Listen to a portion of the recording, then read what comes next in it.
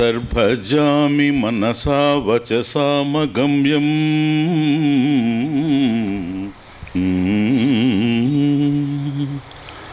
వాచో విభాంతి నిఖిలాయదనుగ్రహేణ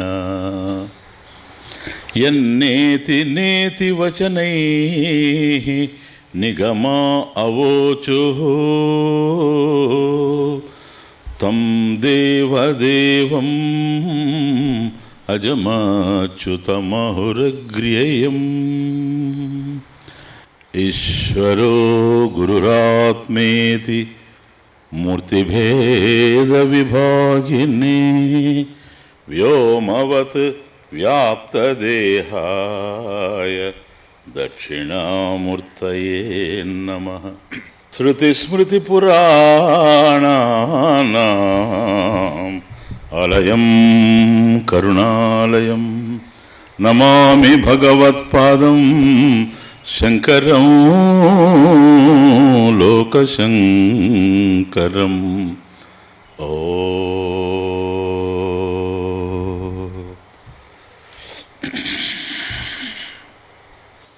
నష్టే పూర్వవికల్పేతు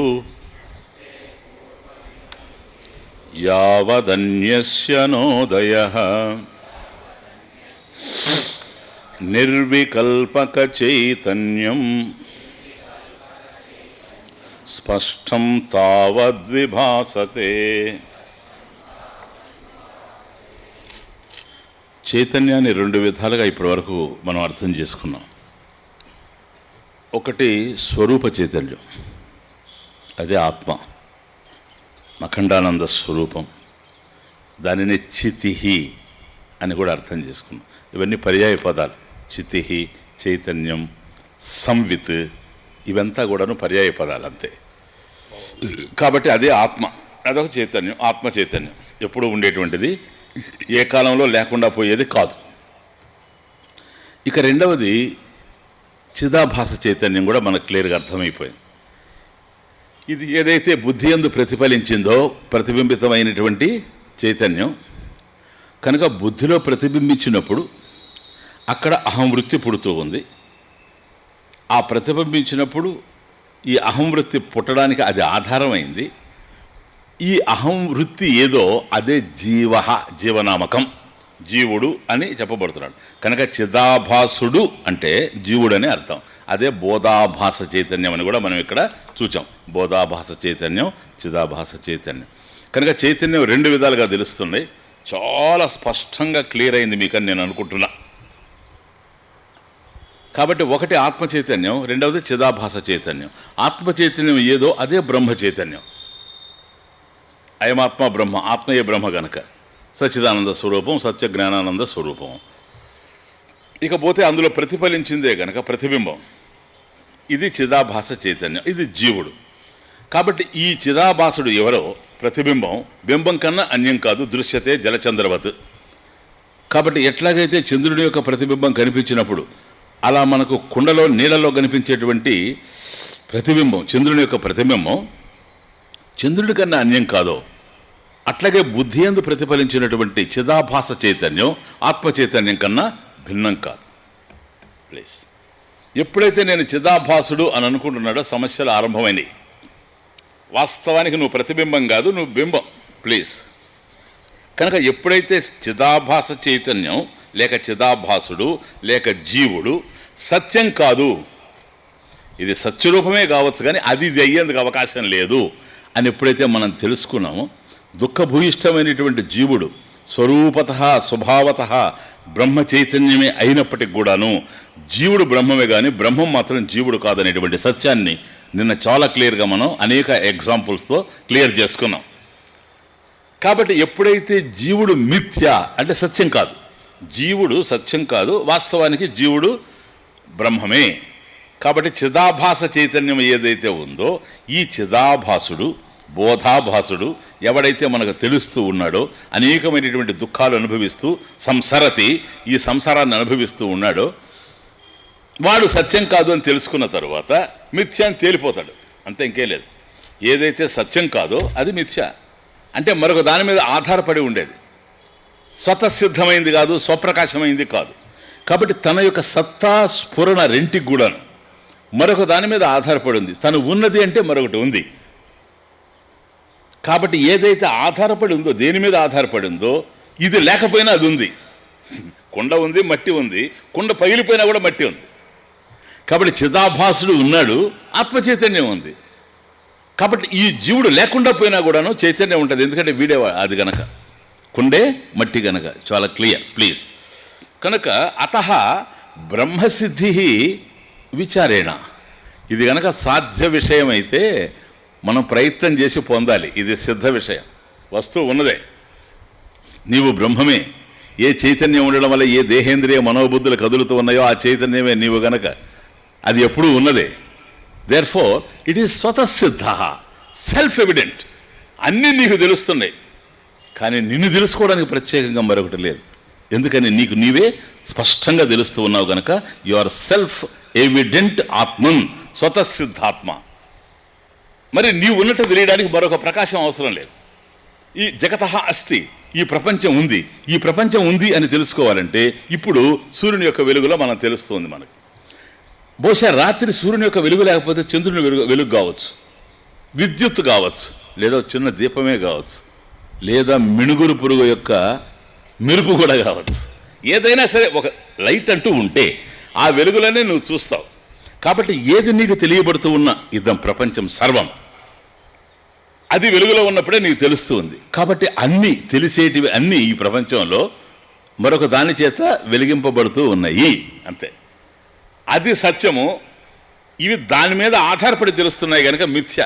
మిథ్య అంటే ఏమీ లేదు. మరొక దాని మీద ఏదైతే డిపెండ్ అయి ఉంటుందో, ఆధారపడి ఉంటుందో అది మిథ్య. జగత్తు మిథ్య. చిదాభాసుడు మిథ్య.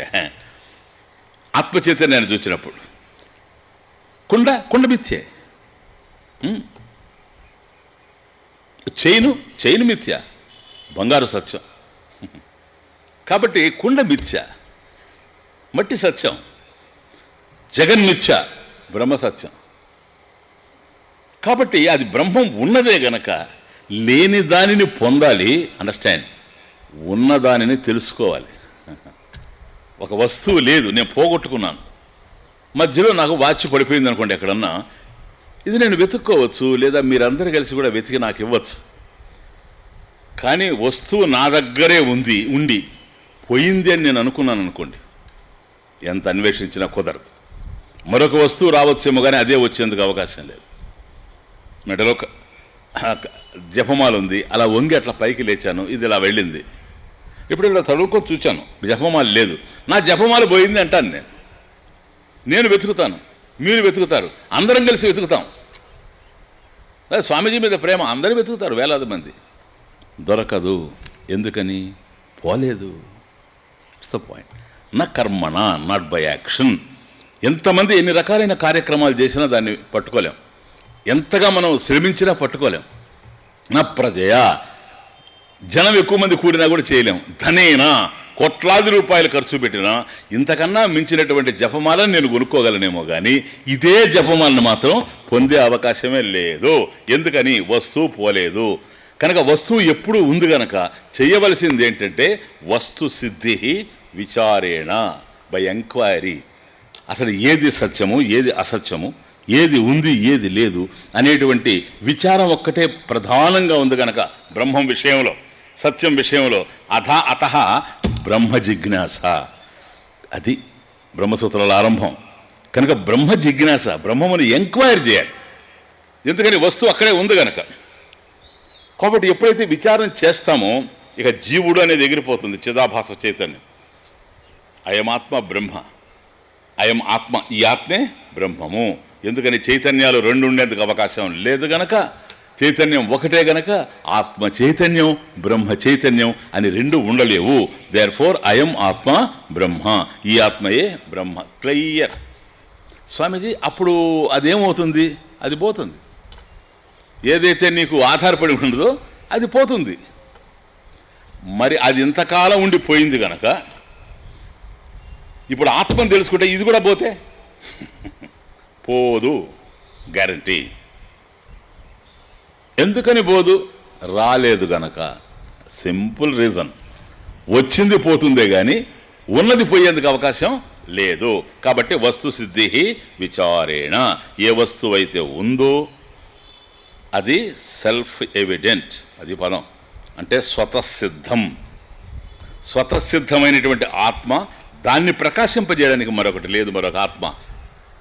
స్వప్రకాశం, అది స్వతసిద్ధం, స్వప్రకాశం, సెల్ఫ్ ఎవిడెంట్, సెల్ఫ్ ఎఫిల్జెంట్, ఫినిష్. ఇది సత్యం కాదు. దీన్ని నేను తెలుసుకున్నాం, ఎక్కడుందో కూడా దాని అడ్రస్ పట్టుకున్నావు నేను. కాబట్టి బుద్ధిలో ఎస్ పూర్వ వికల్పం అంటే మొదట వచ్చినటువంటి ఆలోచన, థాట్ ఏదైతే ఉందో అది నష్టే, పూర్వ వికల్పే నష్టే సతి. ఎప్పుడైతే మొదట మనసులో కదిలినటువంటి ఆలోచన అణిగిపోయి రెండవ ఆలోచన పుట్టేలోగా, అది పుట్టక ముందు, అంటే ముందు ఒక ఆలోచన వచ్చింది, పక్షి ఆలోచన పోయి అండర్స్టాండ్, ఆవు రెండవ ఆలోచన. కాబట్టి ఈ పక్షి అనేటువంటి ఆలోచన ఇప్పుడుంది, పూర్వ వికల్పం. ఇది పోయిన తర్వాత రెండవది ఆవు అనేటువంటి ఆలోచన పుట్టే లోపల మధ్యలో, ఇన్ ది ఇంటర్వెల్ మధ్యలో ఏముంది? చైతన్యమే ఉంది. ఎలా ఉంది? సూత్రే మణిగణాయివ ముక్తానాం, నిన్న చూసాం. కాబట్టి ముత్యాలలో మధ్యలో దారం ఎట్లాగైతే ఉందో, ముత్యాలలో ఉండేటువంటి దారం అంటే ముత్యాల హారంగా తెలియడానికి ఆధారమైంది దారం.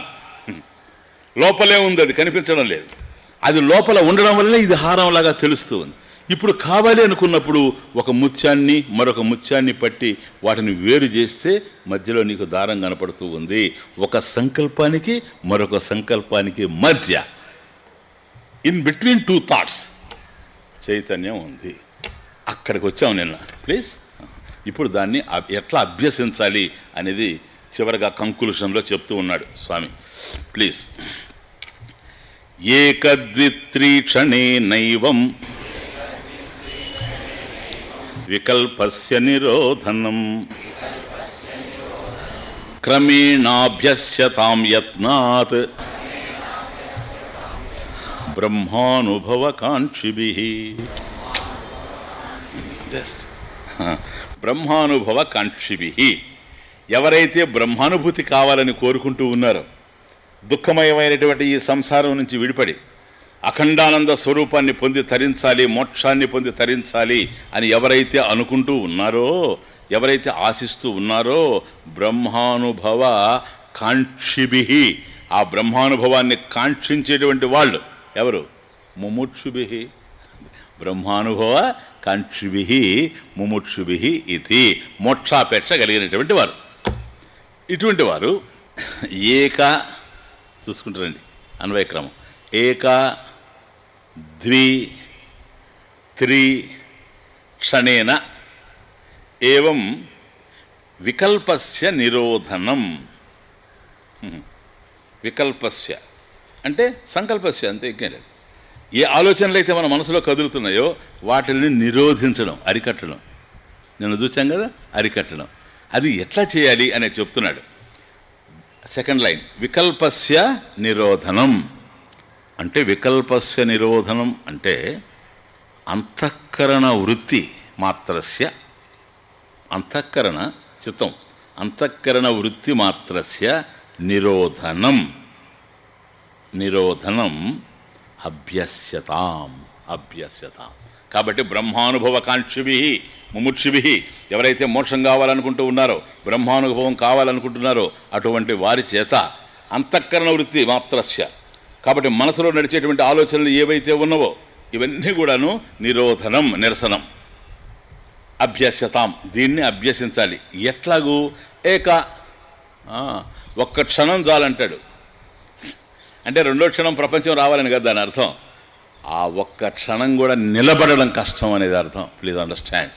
మనసును నిలబెట్టడం ఎంత కష్టం అంటే, ఒక్క క్షణం అంటే ఆలోచనకి మధ్య, ఇన్ బిట్వీన్ టూ థాట్స్ నిలబడడం మహా కష్టం. ప్రయత్నం చేస్తే తెలుస్తుంది ఆ బాధ. అర్థం? ఒక క్షణం నేను ఎందుకు నిలబెట్టలేవా? నిలబెడతావు. నేను నిలబెడ సర్రని పోతూ ఉంటాయి ట్రైన్ ఆఫ్ థాట్స్. ఆలోచనలు ఆగే ప్రశ్నే లేదు, ఒకదాని తర్వాత ఒక్క క్షణం కూడా ఆగదు. అందువల్ల నహి కచిత్ క్షణమపి జాతు తిష్టత్య కర్మకృత్. హే అర్జున, ఒక్క క్షణం కూడా వాటిని కదిలించకుండా నువ్వు ఉండలేవు. సంకల్ప కార్యాలు నడుస్తూనే ఉంటాయి భగవద్గీత. కాబట్టి ఒక్క క్షణం మొదట సాధించగలిగితే ఏక, నెక్స్ట్ ద్వి 2 క్షణాలు, అదేలా 3 3 క్షణాలు, అలా టైం పెంచుకుంటూ పోవడం. ఏక ద్వి 3 క్షణేన ఏవం ఏవం, ఈ విధంగా ఒక క్షణము ఆలోచనల మధ్య ఆ విరామంలో ప్రశాంతంగా నువ్వు ఉండగలగడం ధ్యానంలో. ఇది ప్రధానం. ఇదంతా అభ్యాసం, ఇప్పుడు ప్రాక్టీస్, అనుష్ఠానం. కాబట్టి 2 ఆలోచనల మధ్య నువ్వు ఉండగలగడం ఒక్క క్షణమైన. ఆ ఒక్క క్షణము నీకు సిద్ధించిందనుకో, దాన్ని 2 క్షణాలుగా ఎక్స్టెండ్ చేసుకుంటూ పోవడం. ఆ తర్వాత 3 క్షణాలు. ఇట్లా క్రమేణ, థర్డ్ లైన్, క్రమేణ యత్నాత్ అభ్యస్యతాం. క్రమంగా, వరుసగా క్రమంగా, యత్నతః ప్రయత్నపూర్వకంగా, అభ్యస్యతాం, దీన్ని అభ్యసిస్తూ పోవాలి జాగ్రత్తగా. ఇదే ధ్యానయోగంలో భగవద్గీతలో శనై ఉపరమేత్, శనై మెల్లమెల్లగా. అర్జున, ధ్యానం అంటే అంత తేలికైనటువంటి పని కాదు. చేయరు కనుక అందరూ చెప్తారు దాని గురించి. చేస్తే అర్థమవుతుంది. శనై మెల్లమెల్లగా. అదే ఇది ఏక ద్వి 3. కాబట్టి ఒక్క క్షణం నిలిచిందనుకో 2 క్షణాలు, నిలిచిందనుకో 3 క్షణాలు, ఈ విధంగా పోతూ ఉండాలి. కనుక వికల్పస్య నిరోధనం క్రమేణ యత్నాత్ అభ్యస్యతాం బ్రహ్మానుభవ కాంక్షిభిః ముముక్షుభిః ఇది. కాబట్టి మనకు 3వ శ్లోకంలో చెప్పాడు చూచారా, అక్కడ స్టార్ట్ అయింది. చిదాభాసాత్ శుద్ధబోధం వివిచ్యాత్ అతియత్నతః. చూచారా, చిదాభాసాత్, ఈ బుద్ధిలో ఏదైతే ప్రతిఫలించి ఉందో చైతన్యం, ద రిఫ్లెక్టెడ్ కాన్షియస్నెస్, ఏదైతే ప్రతిబింబించిందో దాని నుండి శుద్ధ చైతన్యం ఏదైతే ఉందో బింబం, దాన్ని వేరు చేయాలి. కనుక అతియత్నతః, చాలా ప్రయత్నంతో, వివిచ్యాత్, వివిచ్య పృథక్, వేరు చేస్తూ పోవాలి, అది సపరేట్ చేయాలి అని 3వ శ్లోకంలో చెప్పున్నాడు చూడండి. దాన్ని ఎక్స్టెండ్ చేసుకుంటూ పోతున్నాడు, ఇంకేలేదు. అది ఎట్లా చేసుకుంటూ రావాలి, ఇది ఒక క్రమేణ అభ్యసిద్దాం. ఈరోజు కంక్లూడ్ అయిపోతూ ఉంది కనుక చాలా జాగ్రత్తగా మనం చేసుకుంటూ రావాలి. ప్రయత్నాత్, అక్కడ అతియత్నతః, ఇక్కడ ప్రయత్నాత్, యత్నాత్ ప్రయత్నాత్, ఇది ప్రకర్షణ యత్నాత్ ప్రయత్నాత్. ఇలా చేసుకుంటూ వస్తే ఆ ఆలోచనకి మధ్య ఉండేటువంటి ఇంటర్వెల్ ఏదో, చైతన్యం ఏదో, అది నీ అనుభవానికి అందుతుంది అని చెప్తారు అందరూ. అనుభవానికి ఆత్మ అందదు, అది అనుభవించేవాడి స్వరూపం. అర్థమవుతుంది? అనుభవానికి అనుభూతికి ఉండే డిఫరెన్స్ తెలియాలి. ఇది అనుభవం కాదు, అనుభూతి. Very very important. అద్వైత సిద్ధాంతంలో ఆత్మ విషయం వచ్చినప్పుడు అనుభవము అనకూడదు, తెలియకంటారు చాలామంది. ఇది చాలా వెరీ వెరీ ఇంపార్టెంట్. ఈ నోషన్ కూడా తీసేయండి. ఎందుకంటే ఇవన్నీ మేము కూడా గతంలో అనున్నాం కనుక. ఒకప్పుడు మీకే గతంలో 20-30 సంవత్సరాల క్రితం నేను యజ్ఞాలు చేసిన అప్పుడు కూడా అనుంటాను నేను ఆత్మానుభవం కావాలని. ఇప్పుడు పొరపాటును కూడా అనను. ఎందుకంటే మనకు జీవితంలో ఇది భిన్నంగా తెలుస్తూ ఉంది. అనుభవం కాదు అసలు. ఆ పదమే చూడండి, అనుభవం అనేది ఎక్స్పీరియన్స్ అని ఇంగ్లీష్లో చెప్పడం వేరే, ఇట్ ఈస్ వన్ వర్డ్. కానీ సాంస్క్రిట్కి వచ్చేసేటప్పటికి అనుభవం అనేది 2 పదాల యొక్క కూడిక. మళ్ళీ భవము అంటే పుట్టుగా, అండర్స్టాండ్. భవము అంటే పుట్టుగా, కలగడం, ఉద్భవం, ఉత్పత్తి. అను అంటే తరువాత అని అర్థం. అనుభవము తరువాత కలిగేది, ఏదైనా అనుభవమే. ఇప్పుడు ఒక రసగుల్లా తింటే తీయగా ఉంది అంటాం, ఇట్స్ అన్ ఎక్స్పీరియన్స్, అనుభవం.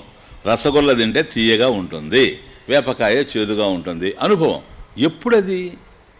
తిని చూస్తే, అంతేనా అనుభవం అనేది. తిని చూసినప్పుడు ఇది రసగుల్లా తీయగా ఉంది, అది వేపకాయ చేదుగా ఉంది.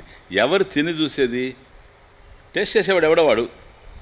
కనుక అది తీయగా ఉంది, షుగర్ ఈజ్ స్వీట్ అనే అనుభవం నీకు కలగాలి అంటే ఆ అనుభవం కలగడానికి ముందు నువ్వు ఉండాలి. అది పాయింట్. నువ్వు ఉంటే నీకు అనుభవం కలుగుతుంది. కాబట్టి ముందు నువ్వు ఉంటావు, తరువాత భవము అది పుడుతుంది, ఎక్స్పీరియన్స్. కాబట్టి ఆత్మని నేను అనుభవిస్తాను, ఆత్మానుభవం కలుగుతుంది, లేక ఆత్మను దర్శిస్తాను. Very dangerous sentence. అయ్యా నేను ఎప్పుడండి ఆత్మను దర్శించేది? ఆత్మను పరమాత్మను దర్శించే నన్ను ఎవరన్నా వచ్చి అడిగితే అంటాను, ఎప్పుడు దర్శిస్తాను స్వామి? ఎప్పుడు దర్శించలేవయ్యా, ఎప్పుడు దర్శించలేవు. ఇదేమిటి స్వామీజీ మీరే ఇంత నెగటివ్గా చెప్తే ఎట్లా అని. నీ క్వశ్చన్ నెగటివ్గా ఉంది. అది అక్కడ నేను ఎప్పుడు ఆత్మను దర్శిస్తానంటున్నావు. నేను అంటున్నా ఎన్ని జన్మలు ఎత్తినా నువ్వు దర్శించవు ఆత్మని. కారణం స్వామీజీ నేను గేదెని ఎప్పుడు దర్శిస్తానని చెప్పు, తీసుకుపోయి చూపిస్తా. అది నీకు that is the object of your perception. ఆత్మను దర్శించానన్నావు అనుకో, నీకన్నా ఆత్మ వేరుగా ఉంటే నువ్వు దర్శిస్తావు దాన్ని. అండర్స్టాండ్? నీకన్నా ఆత్మ వేరుగా ఉంటే అది దృశ్యమైపోద్ది. దృశ్యమైతే తెలుసుకునేవాడివి నీవు, తెలియబడేది అది. నువ్వు జ్ఞానము, అది జడము. అర్థమైందా ఇప్పుడు? ఇది అన్నీ చాలా సూక్ష్మం వేదాంతంలో. నీకు గనక అది దృశ్యమైందంటే దృగ్బ్రహ్మ, దృశ్యం మాయ. ద్రష్ట ఎవడో చూచేవాడు, అది చైతన్యం. చూడబడేది ఏదైతే ఉందో అది మాయ. ఇప్పుడు ఆత్మ మాయ అయిపోతుంది. చెప్పు. కనుక ఆత్మను నువ్వు దర్శించలేవు సార్, తమరే ఆత్మ. This is the point. ఎంత డిఫరెన్స్ చూడండి. నీవే ఆత్మ. కనుక ఇక్కడ దర్శనము అనుభవం కాదు. నాకు ఆత్మానుభవం లేదు అంటుంటారు చాలామంది.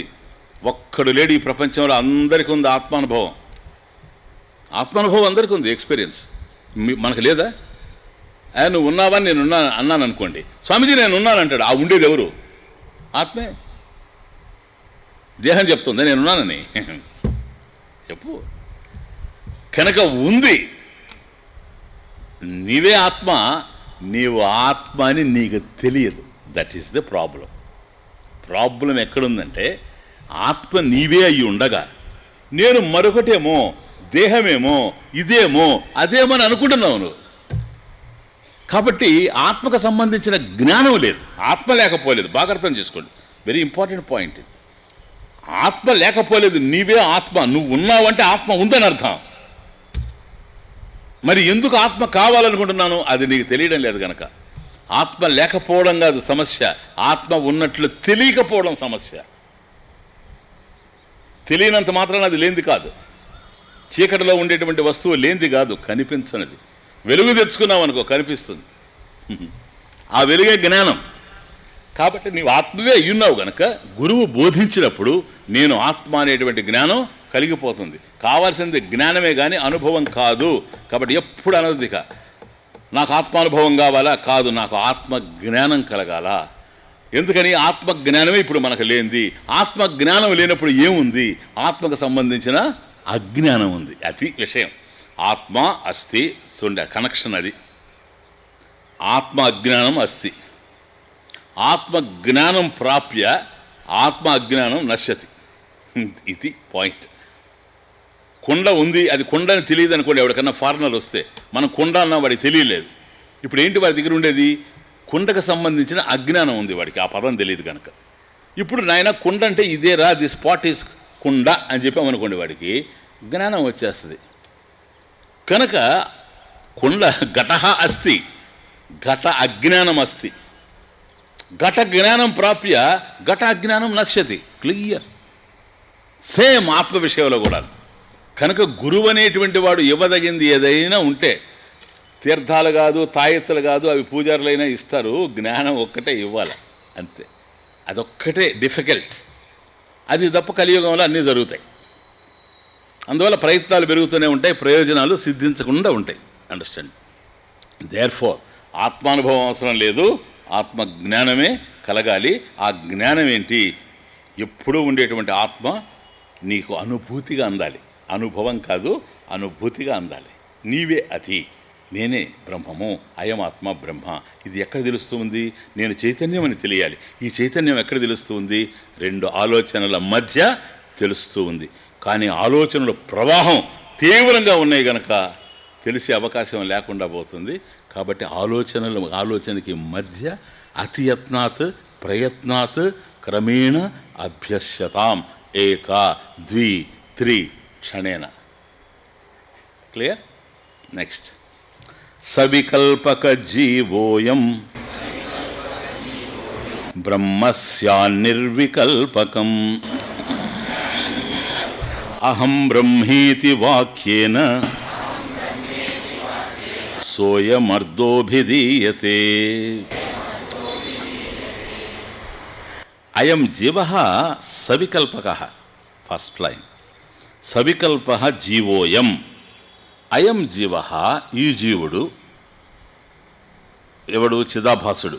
అయం జీవః సవికల్పకః, వీడు ఆలోచనలతో కూడుండేటువంటి వాడు, వృత్తులతో. కాబట్టి వికల్పం చెందుతూ ఉంటాడు. బ్రహ్మ స్యాత్ నిర్వికల్పకం. వీడే ఎవడైతే అనేకమైనటువంటి ఆలోచనల మధ్య చేరి తానే దేహం అనుకొని, తానే మనసు అనుకొని, తానే ఇంద్రియాలు అనుకొని, తానే ప్రాణం అనుకుంటూ నేను దేహము, నేను చచ్చిపోతానేమో, ఎందుకని? నేను పుట్టాను గనక. నేను మనసు, నాకు అది తెలియడం లేదు, ఇది తెలియడం లేదు, ఎందుకని? పరిమితమైంది గనక.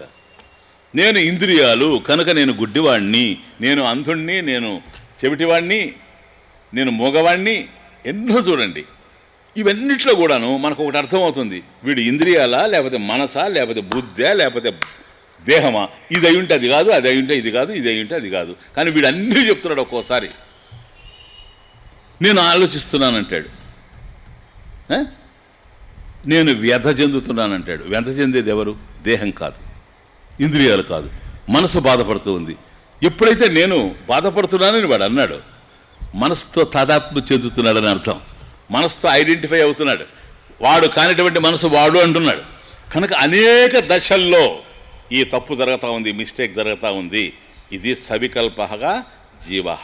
అయం జీవ. ఎవడైతే చిదాభాసుడుగా మనకు తెలిసాడు. ఇప్పుడు ఇవన్నీ మీకేం కన్ఫ్యూజన్ లేదనుకుంటున్నాను, ఎందుకంటే ఆల్రెడీ ఐ హ్యావ్ ఎక్స్ప్లెయిన్డ్ క్లియర్గా, మీకు రిపీటెడ్గా చెప్పుకుంటూ వచ్చాను. ఇది మీ దగ్గర ఉందనుకని ప్రొసీడ్ అయిపోతున్నాను. అందుకని ఇన్ని శ్లోకాలు ఈరోజు పెట్టడానికి కారణం, అక్కడికి అయిపోయింది నిన్నటికి సబ్జెక్టు. ఈరోజు కేవలం ప్రాక్టీస్, జస్ట్ లిసన్.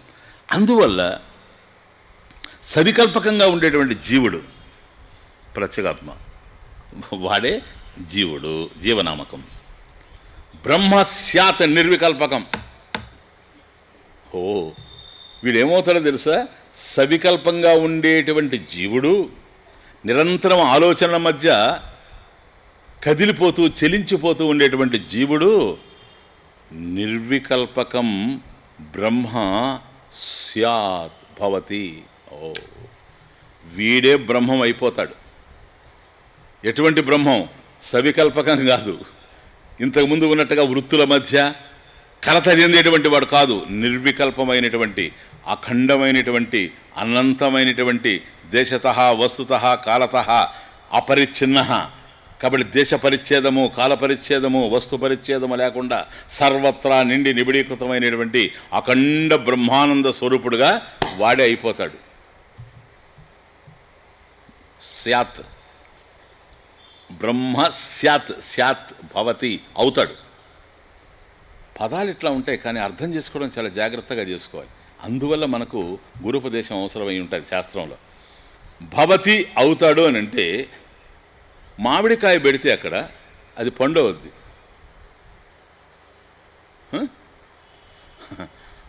మజ్జిగని తోడు పెడితే పాలు పెరుగు అవుతుంది. పాలు తోడు పెడితే పెరుగు అవుద్ది. మామిడికాయని అక్కడే పెడితే అది పండు అవుద్ది.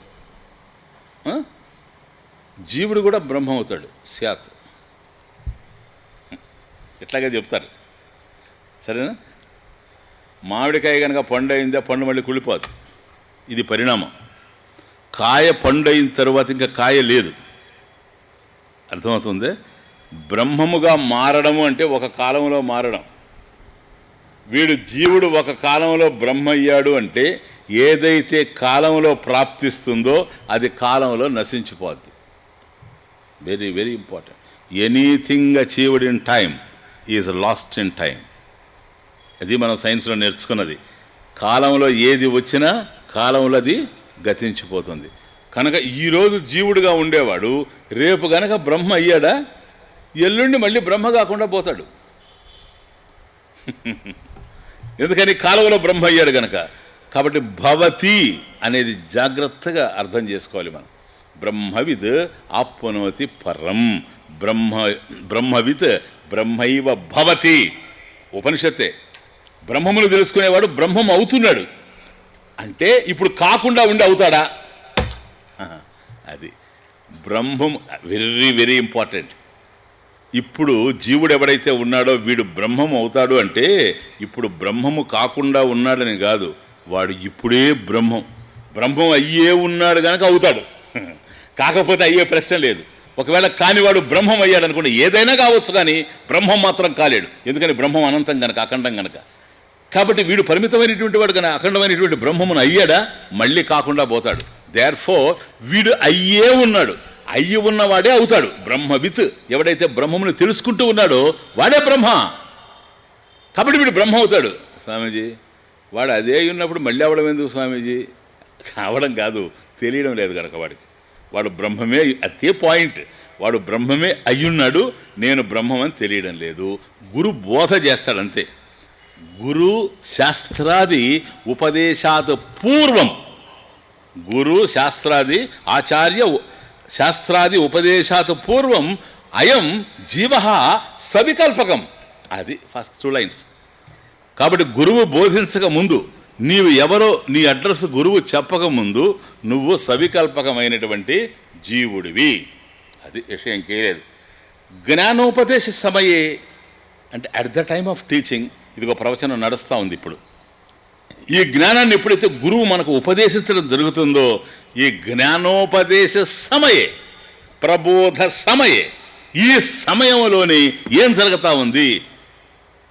అహం బ్రహ్మ ఇతి, నేనే బ్రహ్మము. ఇంతవరకు నేను జీవుడిని అనుకుంటూ ఉన్నాను. ఇప్పుడు శాస్త్రము గురువు నా జీవితంలో ఎంటర్ అయిన తర్వాత నా నిజస్వరూపం నాకు తెలిసి వస్తూ ఉంది. నేను జీవుణ్ణి కాను. అహం బ్రహ్మ ఇది మహావాక్య. అది కదా మనం డిస్కస్ చేస్తున్నాం. అహం బ్రహ్మాస్మి మహావాక్య అనుభవేన నిర్వికల్పకం భవతి. అంతే, ఇంకేం లేదు. ఆ మహావాక్యం అనేటువంటిది ఎప్పుడైతే గురువు వివరిస్తూ పోతాడో, అహం నేను బ్రహ్మ, ఆ భగవంతుడు అస్సి అయ్యున్నాను. అహం బ్రహ్మాస్మి తత్వమసి తత్ అది త్వం నీవు అసయ్యున్నావు. అది అడ కనుక నీవు అయ్యే ఉన్నావు గనక అవుతావు. కాబట్టి ప్రధానంగా ఇక్కడ ఏమిటి మన సాధన? ప్రాణాయామము కాదు, ప్రత్యాహారము కాదు, ధ్యానము కాదు, మరొకటి కాదు. జ్ఞానమేవ సాధనం ఇది. సాధనం జ్ఞానం ఒక్కటే, నాలెడ్జ్. ఇది జ్ఞాన సాధన. అండర్స్టాండ్? ఇది జ్ఞాన సాధన. కాబట్టి ఎవడైతే సవికల్పక జీవుడుగా ఉండాడో, గురువు బోధించక పూర్వం బోధ జరిగిన సమయంలో తానే బ్రహ్మము అనేటువంటి అనుభూతికి లోనైపోతూ ఉన్నాడు గనక బ్రహ్మ స్యాత్. క్లియర్? 3rd లైన్ అహం బ్రహ్మేతి వాక్యేన. అది నేను చెప్పింది. కాబట్టి మహావాక్యేన, నేనే బ్రహ్మము అనేటువంటి మహావాక్య బోధ వల్ల సోయం అర్ధో అభిధీయతే. అది ఎట్లా అవుతున్నాడండి? గురువు ఆ మహావాక్యాన్ని వివరించడం వల్ల అహం బ్రహ్మాస్మి తత్వమసి అనేటువంటి ఒక వాక్యాన్ని తీసుకొని గురువు వివరిస్తూ పోతూ ఉంటే వీడి జీవత్వం రిజాల్వ్ అయిపోతూ ఉంటుంది. అది నేను జీవుడు అనుకుంటూ వచ్చాడు. ఇప్పుడు నేను అది కాదు, ఇది కాదు, నేతి నా ఇతి నాట్ దిస్.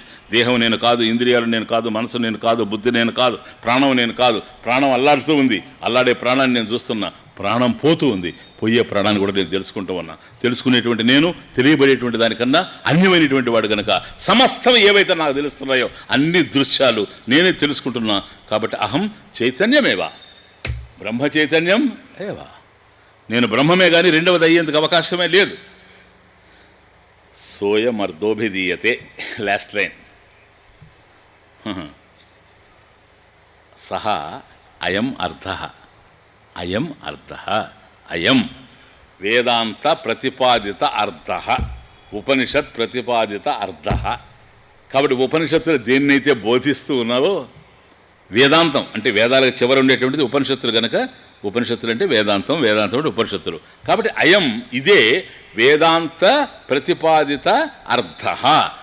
కాబట్టి ఉపనిషత్తులు అన్నీ ప్రతిపాదించేటువంటి ఏకవాక్యత ఇదే, జీవుడే బ్రహ్మము. ఉపనిషద ప్రతిపాదితం అర్థం ఇది. Please clear. కాబట్టి అభిధీయతే చెప్పబడుతూ ఉంది అంటే అస్మిన్ గ్రంథే అభిధీయతే. లఘువాక్యవృత్తి గ్రంథే, అస్మిన్ గ్రంథే అభిధీయతే.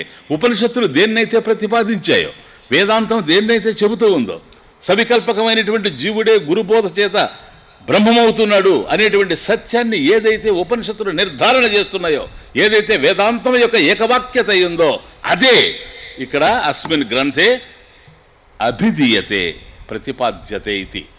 ఇక్కడ ప్రతిపాదించబడేది కూడాను అదే, ఇంకొకటి అయ్యేందుకు అవకాశం లేదు. నెక్స్ట్, సవికల్పక చిద్యోహం బ్రహ్మైకం నిర్వికల్పకం స్వతసిద్ధా వికల్పాస్తే నిరోద్ధవ్యాః ప్రయత్నతః. స్పష్టంగా అర్థమవుతా ఉంది విషయం, జాగ్రత్తగా పట్టుకోండి. ఎందుకంటే మనం కావాల్సినంత పునాది వేసుకొని వచ్చాం 8 రోజుల నుంచి. ఈ దశలో ఎక్కడ మిస్ కాకండి. సవికల్పక చిత్. ఇప్పుడు సవికల్పక చిత్ అంటే ఏంటి? చిత్ అంటే చైతన్యం, సవికల్పక చిత్ అంటే చిదాభాస చైతన్యం, అంతేనా? ఇంతకుముందు మనం చూసినటువంటి. ఎందుకని? నిర్వికల్పకం అయితే ఆత్మ చైతన్యం, సవికల్పకం కనుక చిదాభాస చైతన్యం. సవికల్పక చిత్ అక్కడ ఉంది సంధి. సవికల్పక చిద్యోహం, చిద్యోహం యహ అహం. అది సవికల్పక చిత్ యహ అహం. సవికల్పక చిద్యోహం బ్రహ్మైకం నిర్వికల్పకం. చూడండి, సవికల్పక చిత్, ఆ చిదాభాస చైతన్యం ఏదైతే ఉందో, జీవ చైతన్యం, యహ ఎవడైతే నేను జీవుడు అని అనుకుంటూ ఉన్నాడో, అక్కడ అహం నేను, అహం కర్త ఇది, అహం జ్ఞాత ఇది, నేను చేస్తూ ఉన్నాను, నేను తెలుసుకుంటూ ఉన్నాను. I'm the doer, I'm the enjoyer. ఇది మనకు తెలుస్తూ ఉంది అక్కడ. కాబట్టి సవికల్పక చిత్, చిదాభాస చైతన్యం ఏదైతే ఉందో, దీంట్లోనే అహం నేను అనేటువంటి తెలుస్తుంది, చిదాభాస చైతన్యం. కానీ నిజానికి ఇక్కడ తెలిసేటువంటి నేను ఎవరు అని అంటే బ్రహ్మ ఏకం నిర్వికల్పకం. అది చిదాభాస చైతన్యంలో అహం వృత్తి పుట్టింది కదా ఆయన. మొట్టమొదట అహం వృత్తి పుట్టినప్పుడు నేను అనే ఆలోచన ఫస్ట్ థాట్, నేను అనే ఆలోచన ఫస్ట్ థాట్. తర్వాత ఇదం, ఇదం భావనలు, ఇదం భావనలు. చెట్టు ఒక భావన, పక్షి ఒక భావన, కుక్క ఒక భావన, నది ఒక భావన, మేఘం ఒక భావన అనే భావనలు. ఇదం భావనలు ప్లూరల్. అవన్నీ ఎవరికి తెలుస్తూ ఉన్నాయి? అహం ఏకం ఒకదానికే తెలుస్తూ ఉన్నాయి. అందువల్ల మన జ్ఞాపకాలు ఉన్నాయి, మెమరీస్ ఉన్నాయి, స్మృతులు ఒకదానికే తెలుస్తూ ఉంది కనుక ఇది అహం వృత్తి. బాగా గుర్తుపెట్టుకోండి, ఇది అహం వృత్తి. ఇదం వృత్తయ, అవి బహువచనం, ఇది ఏకవచనం. కాబట్టి అవి అనేకం ఉన్నవి, కానీ ఒక్కదానికే తెలుస్తూ ఉన్నాయి, ఏకానికే తెలుస్తూ ఉన్నాయి. ఇది అహం శబ్దార్థం. వాస్తవానికి ఈ జీవుడు ఎవడైతే, అసలు కరెక్ట్గా చెప్తున్నా, జీవుడు అంటే ఇక్కడ ఉంటాడు, ఇంత ఉంటాడు, అక్కడ ఉంటాడు, అక్కడ ఉంటాడు, ఇవన్నీ వింటుంటారు మీరు. ఎందుకంటే మేము చిన్నప్పటి నుంచి విన్నాం కనుక ఆ కన్ఫ్యూజన్ లేకుండా నేను చెప్తున్నా. జీవుడు ఎవడో కాదు. ప్లీజ్, బుద్ధిలో అహం నేను అనేటువంటి ఫస్ట్ థాట్ వస్తుంది చూచారా, వాడే జీవుడు, ఇంకెవ్వరు కాదు. Very very simple. అది ఉంటుంది, వాడు ఇంక ఇదం భావనలు కదులుతాయి, వాడికి అన్నీ తెలుస్తూ ఉంటాయి, అవన్నీ పోతాయి, వాడు ఉంటాడు, వీడు పోడు ఎక్కడికి. అది అందువల్ల ఈ అహం ఏంటి, ఈ నేను అనేవాడు ఎవడు, ఇది విచారణ మార్గం. అహమయం కుతో భవతి, ఈ నేను ఎక్కడి నుంచి పుట్టుకొస్తుంది? చిన్వత ఈ దీన్ని కనుక విచారం చేస్తే అయి పతత్యహం, ఈ నేను పడిపోద్ది.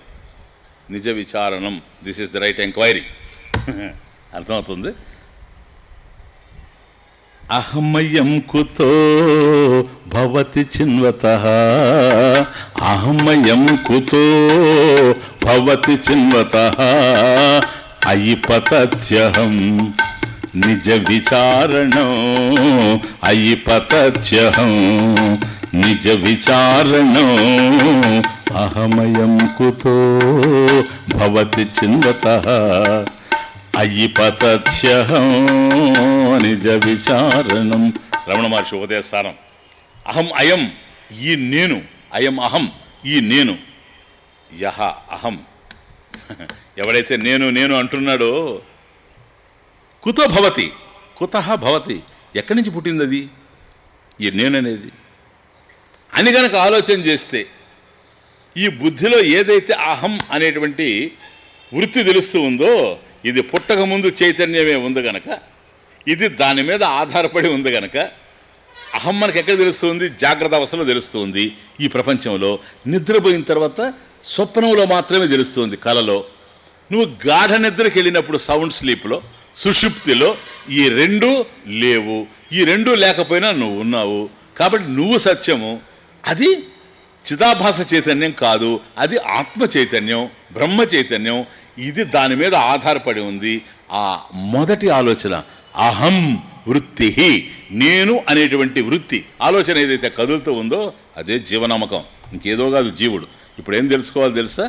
అక్కడి నుంచి బయట వచ్చాడు అనుకోండి, తమాషా చూడండి, సంసారం బుద్ధిలో అహం నేను కదిలింది. ఇక్కడి నుంచి నేను, నా భర్త, నా భార్య, నా పిల్లలు, నా సంసారము, నా డబ్బు, నేను, ఎలక్షను, కలెక్షను, సెలక్షను పోదిట. This is Samsar.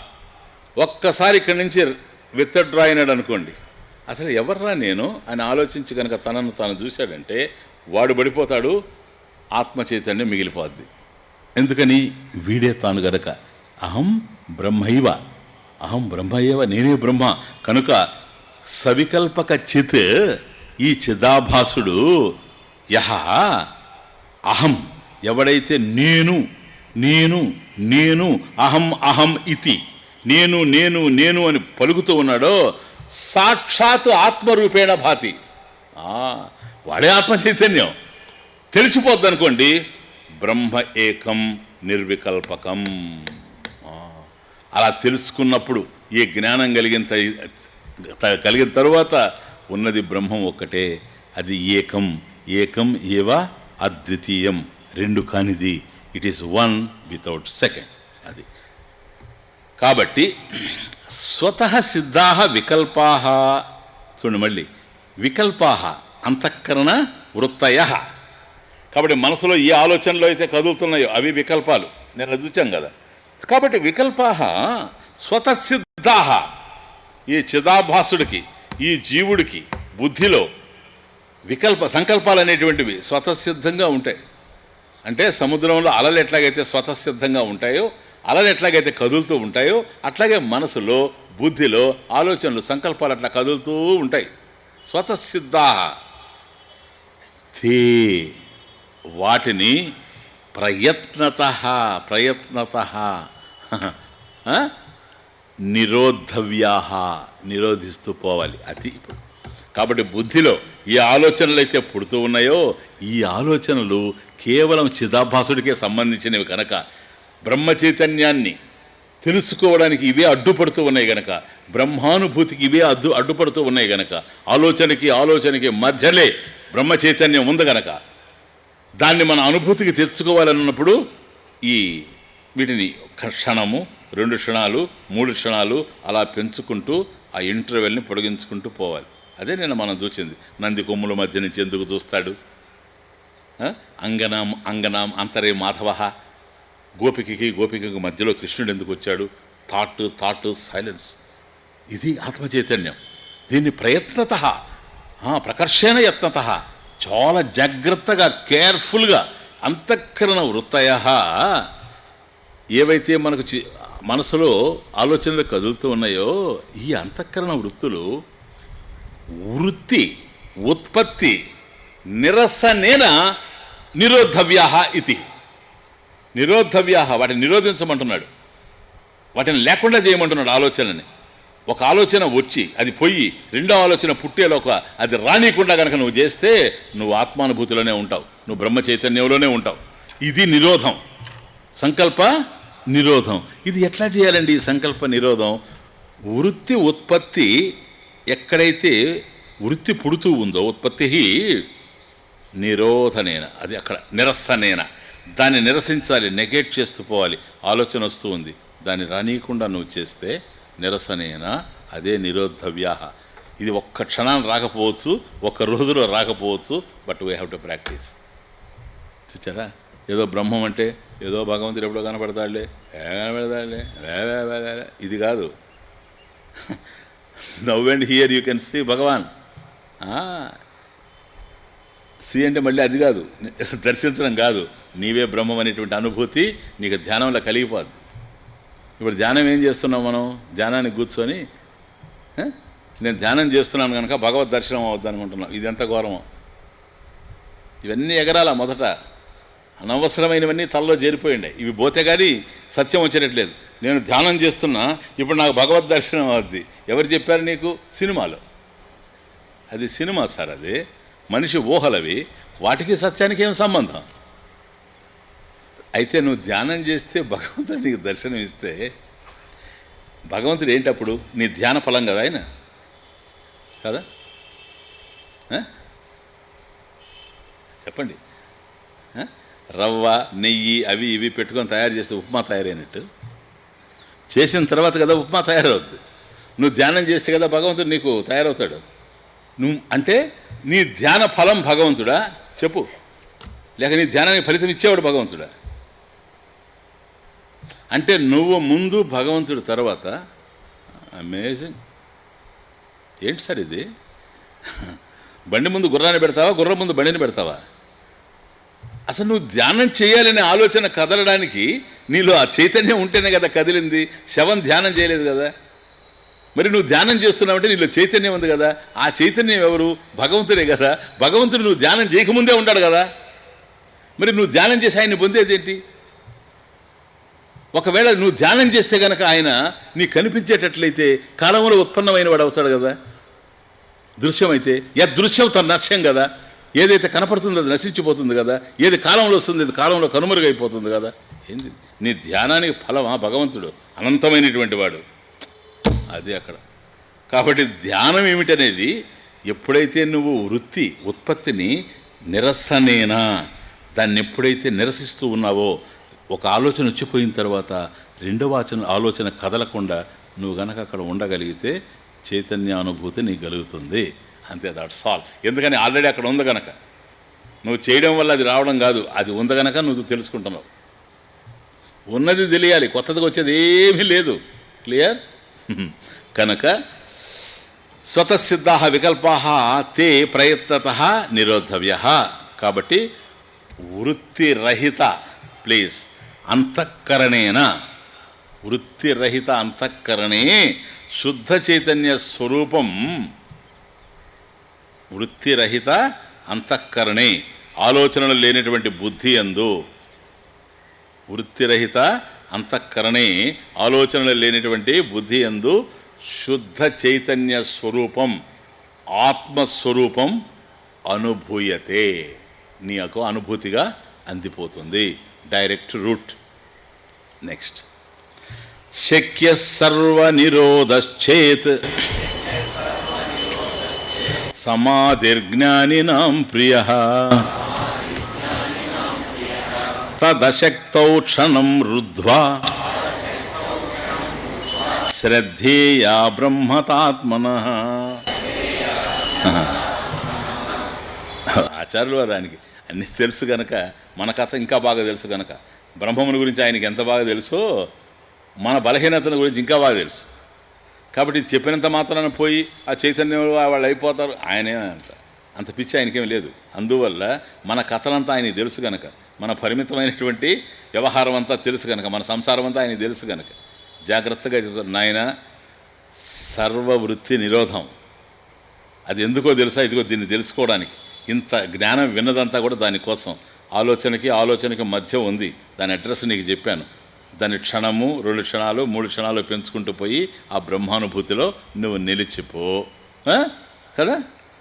అస్సలే లేవనుకోండి, సంకల్పాలు లేకుండా పోయినాయి అనుకోండి, అప్పుడేముంది? అదే ఆత్మానుభూతి.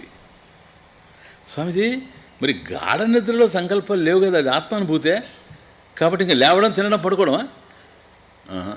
అక్కడ అజ్ఞానం ఉంది, ఇక్కడ జ్ఞానం ఉంది కదా. ఇక్కడ జ్ఞానం ఉంది, అక్కడ అజ్ఞానం ఉంది.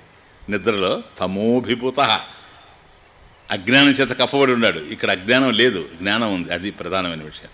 కనుక ఇక్కడే చేయాలి మనం ప్రయత్నం. ఏదో నిద్రలో చేయలేం. నిద్రలో చేసే గురకబెట్టడం, ఎంతకన్నా ఇంకేం చేయలేం. ఇక్కడే జరగాలి. దేర్ఫోర్ ఈ నిరోధం జరగాలి కాదు.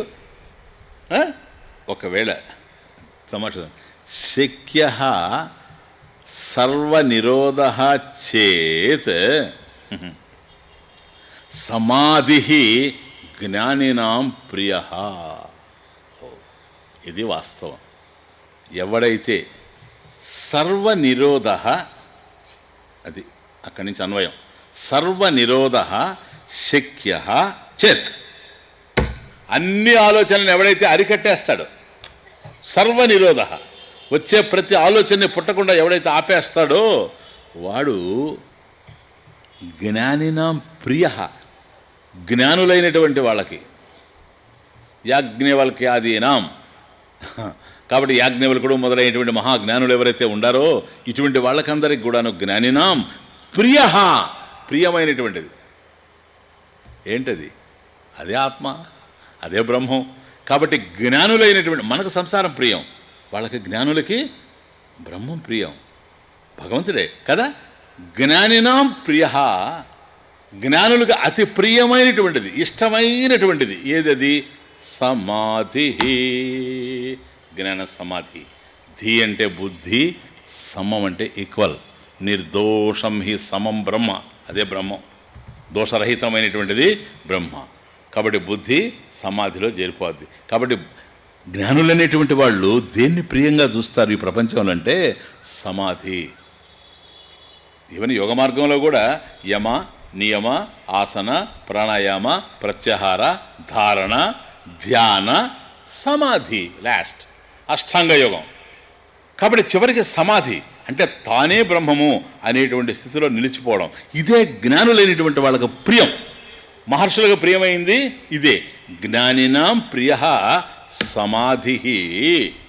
ఇటువంటి సమాధి సర్వనిరోధ శక్య చేత్, ఎవడైతే సమస్తమైనటువంటి సంకల్పాలను నిరోధించగలుగుతాడో అటువంటి వాడికి ఇది లభ్యమయ్యేటువంటి అవకాశం ఉంది. తదశక్తౌ, థర్డ్ లైన్, ఒకవేళ ఆ శక్తి లేకపోతే సార్ అసలు ఒక్క సంకల్పం కూడా నిలవడం లేదు. సర్వ సంకల్పాలు అటు పెట్టండి, ఒక్క సంకల్పం కూడా ఆగడం లేదు. అది వస్తూ ఉంది, నేను పరిగెత్తా ఉన్నాను అంతే. ఎప్పుడు ఏది వస్తుందో తెలియదు, సడన్గా వస్తుంది. సినిమా పోదామంటుంది, ఇంక లాభం లేదు, పోయి తీరాల్సిందే. ఆ సినిమా పోవాలనేది ఓన్లీ ఏ థాట్, ఒక క్షణంలో వస్తుంది. ఆ క్షణంలో కనుక వచ్చేసిందంటే ఆ థాట్, ఇంకా అల్లాడిపోతాం, పోయేంతవరకు లాభం లేదు. మన అనుభవాలంతా ఇట్లాగే ఉండేది చూడండి బాగా. జీవితంలో జస్ట్ ఇది నేను అనుభవించాలి అనే థాట్ వచ్చిందంటే ఇంకా వాడు పిచ్చోడైపోతాడు అంతే. ఆఫీసుకు పోతూ ఉంటాడు, ఇంట్లో టిఫిన్ చేసి దారిలో చూస్తాడు ఒక రెస్టారెంట్, ఏమైనా అడుగుతాడు, ఇది ఇంతకుముందు లేదా ఈ రెస్టారెంట్ ఏది అంది కొత్తగా ఉందని. అది నిన్నే పెట్టారండి, చాలా బాగా పెట్టారు, చాలా బాగా జరుగుతూ ఉంది అప్పుడే ఒక రోజుకే అని. ఏంటి అక్కడ స్పెషల్ అంటే దోశ స్పెషల్ అన్నాడు అనుకోండి, ఓన్లీ సింగిల్ థాట్, అది నేరుగా పోతాడు. టిఫిన్ చేశాడు, ఆఫీసుకు పోతున్నాడు, మార్గం మధ్యలో ఒకటే ఒక సంకల్పం, దోశై. 2 సార్లు తినడం ఎందుకయ్యా? దోశ. అది దోశ ఏ పదం చెప్పండి? దోశ ఏ భాష? ఆ పదం దోశ అనే పదం ఏ భాష? ఎందుకంటే తెలుగులో దోశ అంటున్నారు, మనం భువనేశ్వరం పోతే అక్కడ కూడా దోశ అంటున్నారు, చెన్నైలో దోశ అంటున్నారు, కలకట్టాలో దోశ అంటున్నారు. కాబట్టి కలకట్టాలో బెంగాల్ ఉంటే బెంగాలీ వాళ్ళు కూడా దోశ అంటున్నారు, ఇక్కడ తమిళం ఉంటే దోశ అంటున్నారు, కర్ణాటకలో దోశ అంటున్నారు, ఒరిస్సాలో దోశ అంటున్నారు, హిందీ దోశ, ఎక్కడ పోయినా దోశ. అది అందరం మాట్లాడుతున్నాం. ఇంతకు ఏ భాష అది? దోశ పోస్తే తెలుస్తుంది ఏ భాష. అర్థమైందే? పోసేదే నేను పోస్తా, మీకు అర్థమైపో. ఇదేంటి చెప్పండి? ప్యాన్ మీద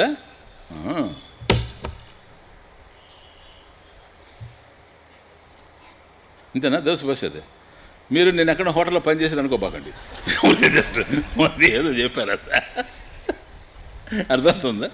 ఇది తర్వాత కొంతసేపు అలా ఉంచడం. చీరాలు తేలేదని భర్తను కనుక ఆ విధంగా ఇది తిప్పి,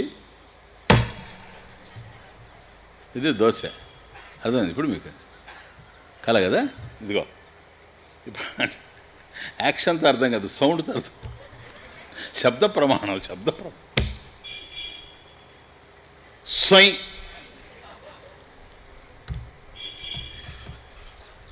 సై అంటే మొదట వచ్చినంత సౌండ్ రాదు. మొదట సై బాగా ఖాళీ ఉంటుంది కదా, సై. ఎన్నిసార్లు అన్నది సై? దోసై. అదేడా 2 సార్లు సై అంటది కనుక దోసై. ఇప్పుడు ఏ భాష అర్థం చేసుకోండి, అది అర్థమవుతుంది. ఈ ఒక్క థాట్ దోశ అనే పదం వాడు ఎవడో చెబితే వెంటనే అక్కడికి పోతా ఉండాడు. చూచారా? ఇంత మనిషిని కదిలించేసింది అక్కడికి. ఆకలుండి కాదు, తినాలి అని. అంతే ఆలోచన అంటే. ఆలోచన కదిలిందంటే ఎటుపోతుందో తెలీదు. కాబట్టి ఒక్క ఆలోచనే మనకు నిగ్రహింపబడదు. స్వామి చెప్పేది అదే, తదశక్తవు. సార్ నాకు తెలుసు కనుక మీ కథ, దోశ ఇంటేనే వెళ్ళిపోతున్నారు. కాబట్టి అన్ని సంకల్పాలను నిరోధించండి అని చెప్పి నేను చెప్పినంత మాత్రాన చక్కగా నిరోధించేస్తారు అనుకునేటువంటి వాడిని కాదు. తదశక్తవు. ఒకవేళ ఆ విషయంలో నువ్వు సమర్థుడివి కాకపోతే, బ్రహ్మత ఆత్మన, ఆత్మన బ్రహ్మత, బ్రహ్మత్వం. తదశక్తవు క్షణం రుద్వా. ఓ అది క్షణం కనుక అన్ని సంకల్పాలను కనుక నువ్వు నిరోధించలేకపోయినా ఒక్క క్షణం కనుక నిరోధిస్తే ఎట్లాగూ శ్రద్ధేయ, శ్రద్ధ కలిగి ఉండాలి. కాబట్టి సర్వవృత్తి నిరోధ, ఫస్ట్ 2 లైన్స్, సర్వవృత్తి నిరోధ శక్య భవత్తర్హి చేత్ జ్ఞానినాం ప్రియ ఇష్ట సమాధి ఏవ స్యాత్. అది లభ్యం అవుతుంది. ఒకవేళ కనుక తత్ అశక్తౌ, తత్ అశక్తౌ అంటే సర్వవృత్తి నిరోధ అశక్తౌ, అసమర్థ్యే సతి. దాని విషయంలో కనుక నువ్వు అసమర్థుడు అయితే, దాన్ని కనుక నిగ్రహించలేకపోతే క్షణం రుద్వా, రుద్వా నిరుద్వా అంతే, ఇంకే లేదు. ఒక్క క్షణం నువ్వు నిరోధించగలిగిన, క్షణమాత్రమపి వృత్తి నిరోధం కృత్వా, ఒక్క క్షణమైనా సరే వృత్తి నిరోధం కనుక చేయగలిగినట్లయితే ఆత్మన బ్రహ్మత, ఆత్మయే బ్రహ్మ అనేటువంటి అనుభూతి నీకు కలిగిపోతుంది ఎప్పుడు. కాబట్టి శ్రద్ధయా, శ్రద్ధతో అంటే అర్థం, ఇంప్లైడ్ మీనింగ్, శ్రద్ధయ అనుసంధేయ, శ్రద్ధయ అనుసంధేయ. కాబట్టి దీన్ని చక్కగా శ్రద్ధతో ఆచరిస్తూ పోవాలి. ఒక దశలో నీ స్వరూపం ఏదో అది నీకు తెలిసి వస్తుంది, బ్రహ్మత్వమేనని. కాబట్టి ఏదైతే నేను ఆత్మ చిదాభాసుని అనుకుంటున్నానో జీవుడని, ఈ జీవాత్మే బ్రహ్మము అనేటువంటి జ్ఞానం నీకు కలిగిపోతుంది.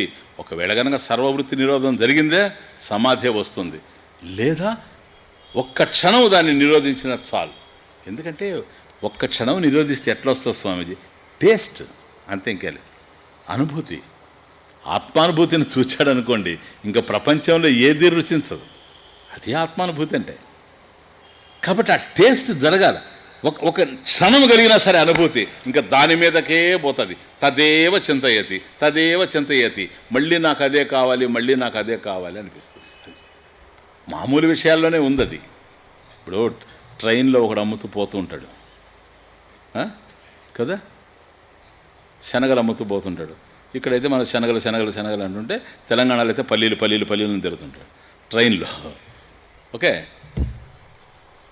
వాడు 2 సార్లు తిరుగుతాడు కంపార్ట్మెంట్లో. ఓ పొట్లం కట్టుకొని వేడివేడిగా వేసుకున్నవి వేరుశనగ పప్పులు అవే పల్లీలు అవి వేసుకొని తిరుగుతూ ఉంటాడు వాడు. ఎవ్వరు కొనరు. బుట్ట నిండా ఉంటాయి, మళ్ళీ ఇవి కూడా ఉంటాయి, మధ్యలో గుచ్చుకొని ఉంటాడు. సార్ భలే ఉన్నాయి సార్, వేడి కూడా సార్, పల్లీలు పల్లీలు పల్లీలు పల్లీలు తిరుగుతుంటాడు వాడు. ఎవ్వరు తీసుకోరు. 2-3 సార్లు చూస్తాడు.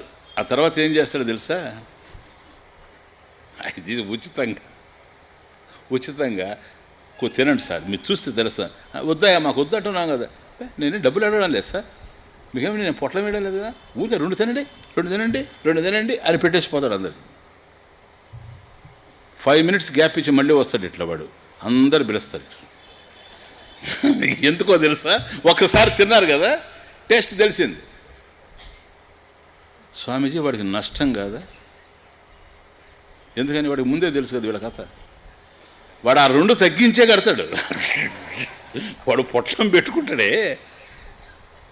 మళ్ళీ నాకు భయంగా ఉంది, ఈ అమ్మాడు అనుకుంటారేమో. ఇప్పుడు వాడు ఎవడైతే పొట్లం కడతాడు, ఎవడు నష్టపోతాడు ఆయన ఈ ప్రపంచంలో? లాభం కోసమే కదా అందరూ. కనుక వాడు ఆ 2 తగ్గించే కడతాడు. తీసుకుంటే ఆ 2 కూడా వాడికి లాభం. వీళ్ళు తీసుకోలేదనుకోండి, దాంతే కనుక 2 ఇస్తాడు తినమని. తినేశారనుకోండి, ఇంకా ఊరుకోదు నోరు.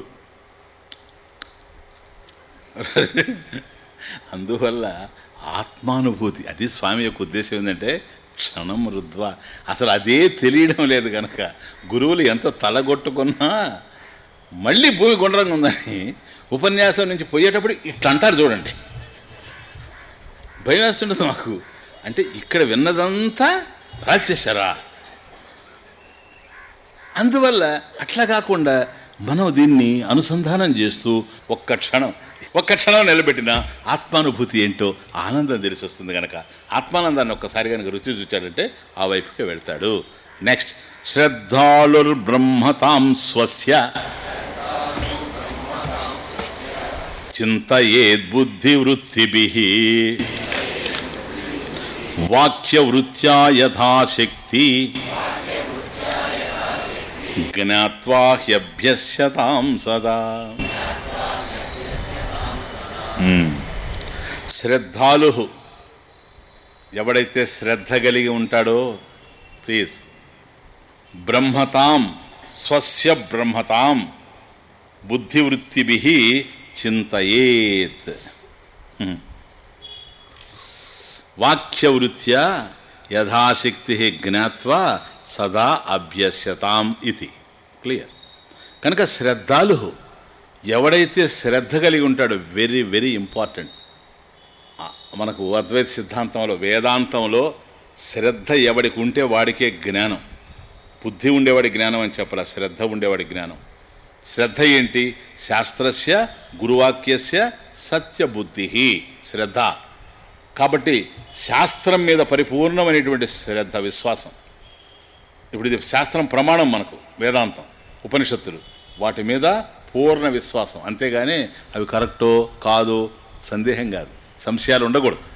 ఈ శాస్త్రం మనంతటా మనం తెలుసుకునే అవకాశం లేదు గనక, యత్తు స్వతః అప్రాప్తం, ఇది చాలా నిగూఢమైంది గనక, దీన్ని బోధించేటువంటి పద్ధతి ఉంది గనక, బోధనా విధి, అదే ట్రెడిషన్, అదే సంప్రదాయం గనక, ఆ సాంప్రదాయక బోధ అందించేటువంటి గురువు ఇస్తేనే మనకు కలుగుతుంది. కానీ యత్ స్వతః అప్రాప్తం తత్ శాస్త్రేణ బోధితవ్యం, తనకు తానుగా తెలుసుకునే అవకాశం లేదు, గురువు ఇవ్వాలి. కనుక శాస్త్రం మీద విశ్వాసం ఉండాలి, అకుంఠితమైన విశ్వాసం ఉండాలి.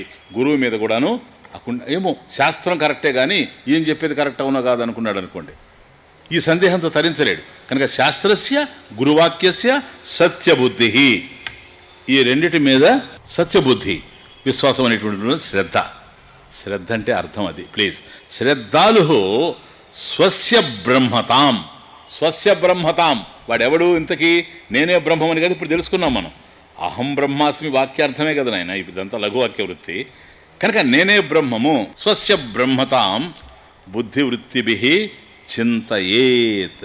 కాబట్టి మన ఆలోచనలు కదిలినా కూడా ఏం చేయాలనో తెలుసా?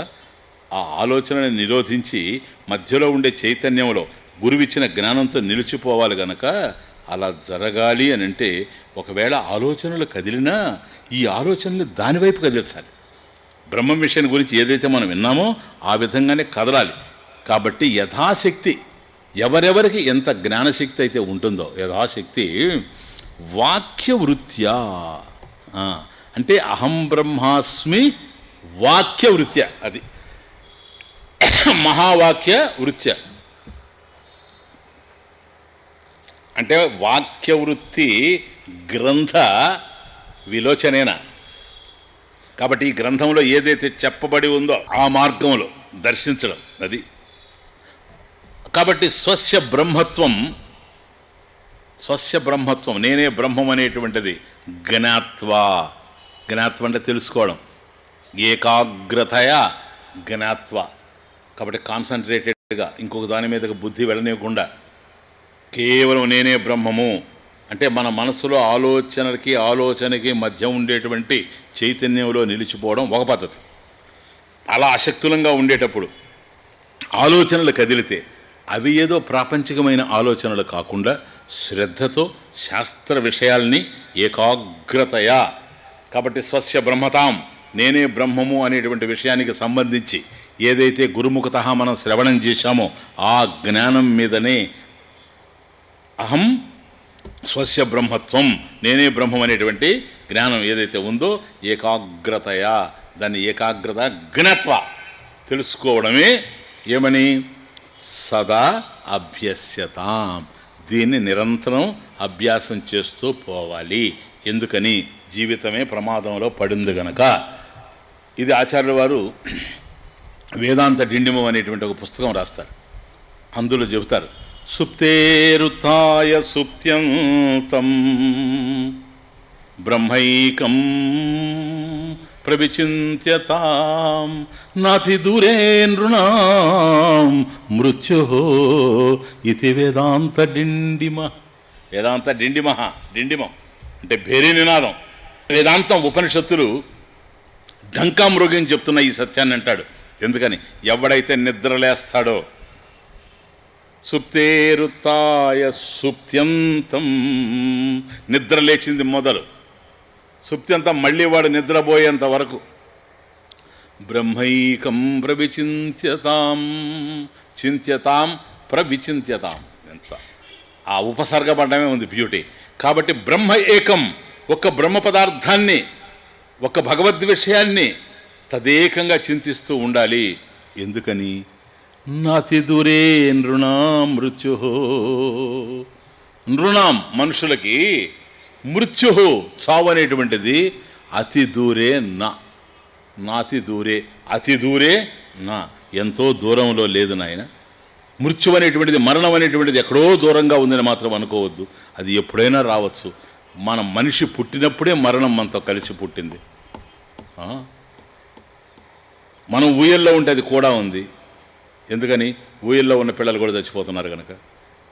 మనం పెరుగుతూ ఉంటే అది కూడా ఉంది. టీనేజర్స్ కూడా యాక్సిడెంట్లో చచ్చిపోతున్నారు కనుక. మనం పెళ్లి చేసుకుంటుంటే మృత్యువు కూడా ఉంది. ఎందుకని పెళ్లిపేటల మీద చచ్చిపోయిన వాళ్ళు కూడా ఉంటారు కానీ. కాబట్టి ఎప్పుడు ఉంటుంది. మనం తింటున్నాం డైనింగ్ టేబుల్ దగ్గర ఉంటుంది. మనం సినిమా పోయినాం అక్కడ ఉంటుంది. ఎందుకంటే సినిమాలో పోతున్నారు కొంతమంది చూస్తూ అక్కడి నుంచి శవాన్ని తెస్తున్నారు. ఇటువంటి చాలా జరిగాయి. అండర్స్టాండ్. కాబట్టి నిరంతరం ఉంటుంది. మనం తింటూ ఉంటుంది, నడుస్తుంటుంది, మంచినీళ్ళు తాగుతుంటే అది ఉంటుంది కూడా. పడుకున్నాం అనుకోండి అది పడుకుంటుంది, మనం నిద్రపోతాం కానీ అది నిద్రపోదు. అదొక్కడే డిఫరెన్స్. ఎందుకో తెలుసా నిద్రలో కూడా తీసుకుపోతుంది కదా కొందరిని. హాయిగా చూసి టీవీ చూసి పడుకుంటారు. ఉదయం ఏమంటే టీ తాగుతారని పోతే లేవడు, కదిలిస్తే పడిపోతాడు. కాబట్టి హాయిగా టీవీ చూసి పడుకున్నవాడు మళ్ళీ ఉదయం లేవలేదంటే నిద్రలో పోయాడని అర్థం. నిద్రలో అది మేల్కొని ఉంటేనే ఈ తీసుకుపోయి ఉంటుంది. అర్థమైంది ఇప్పుడు మీకు. నాతి దూరే నృణాం మృత్యు. ఏది ఉన్నా ఏది లేకపోయినా, ఎవరు తోడున్నా ఎవరు తోడు లేకపోయినా మరణం మాత్రం మృత్యువు మాత్రం ప్రతి మనిషిని వెంటాడుతూనే ఉంది గనక నా అతి దూరే ఎంతో దూరంలో ఉందనుకోవద్దు. ఇది వేదాంత డిండిమహ. కాబట్టి వేదాంతం ఈ విధంగా భేరీ నినాదం చేసి ఢంకా బజాయించి మరీ చెప్తూ ఉంది. కాబట్టి నిరంతరం బ్రహ్మ ఏకం ప్రవిచింత్యతాం. కాబట్టి బ్రహ్మం గురించి ఆలోచిస్తూ ఉండాలి.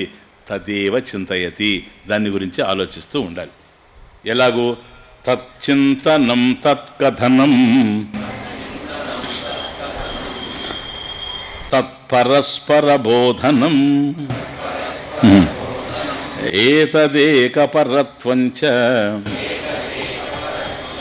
బ్రహ్మాభ్యాసం విదుర్బుధాః. తత్ చింతనం, ఇది భగవద్గీతలో కూడా ఉంది మనకు. తచ్చింతనం, తత్కథనం, పరస్పర బోధనం. Just listen. తచ్చింతనం అంటే తస్య బ్రహ్మణ, ఏ బ్రహ్మముల గురించి అయితే మనం తెలుసుకుంటూ ఉన్నామో, తస్య బ్రహ్మణ ఏవ చింతనం, అంతే. కాబట్టి ఆ బ్రహ్మ పదార్థాన్ని గురించే చింతిస్తూ ఉండడం తచ్చింతనం. తస్య బ్రహ్మణ ఏవ చింతనం తచ్చింతనం ఇది. కాబట్టి బ్రహ్మమును గురించి ఆలోచిస్తూ ఉండడం. తత్కథనం, తస్యైవ కథనం, తస్య ఏవ కథనం. కాబట్టి మనం ఏది డిస్కస్ చేసుకుంటూ ఉండినా కూడాను, ఎవరితోనైనా మాట్లాడుతూ ఉండినా, భాషిస్తూ ఉండినా, ఇది భగవత్ సంబంధమైనటువంటి విషయంగానే ఉండాలి. ఎందుకని అదే సత్యం కనుక. కాబట్టి వేదాంత వాక్య విచారేణ తస్యైవ అన్యోన్యం బోధయేత్ ఇది. అన్యోన్యం బోధయేత్, పరస్పరం ఒకరికి ఒకరు బోధించుకుంటూ ఉండడం, అది తచ్చింతనం, తత్కథనం, పరస్పర బోధనం. ఏతత్, ఇదే ఏకపరత్వంచ, ఏకపరత్వం. అది ఏతత్, ఇదే. ఏతత్ అంటే ఇదే. ఏకపరత్వంచ, ఏమిటి స్వామిజీ ఏకపరత్వం? శుద్ధ చైతన్య ఏకపరత జ్ఞానం, అంతేకేలేదు. కేవలం ఆత్మ చైతన్యానికి సంబంధించిన జ్ఞానం ఏదైతే ఇక్కడ మనం శ్రవణం చేశామో దానిని గురించే ఇదే బ్రహ్మాభ్యాసం అంటారు. మనం అలా ఉండిపోవడమే అంటే తచ్చింతనం, బ్రహ్మ పదార్థాన్ని గురించి ఆలోచిస్తూ ఉండడం. తత్కథనం, దాని గురించే భాషించడం.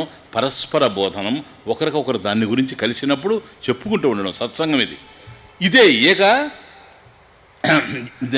ఏకదేవ ఏతత్ ఏకపరత్వం. ఆ ఒకే దాని మీద, పరబ్రహ్మం మీదనే అన్ని విధాలుగా దృష్టి లగ్నం చేసి ఉండడం.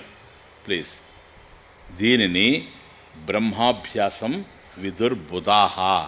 బుధాః, బుధజనులు, జ్ఞానులైనటువంటి వాళ్ళు. బుధాః అంటే అవగత పరమార్థ తత్వాః. పరమార్థ తత్వాన్ని ఎవరైతే తెలుసుకొని ఉన్నారో వాళ్ళు బుధజనులు, భగవంతుని గురించి తెలుసుకున్న వాళ్ళు. బుధాః బ్రహ్మాభ్యాసం విదుః.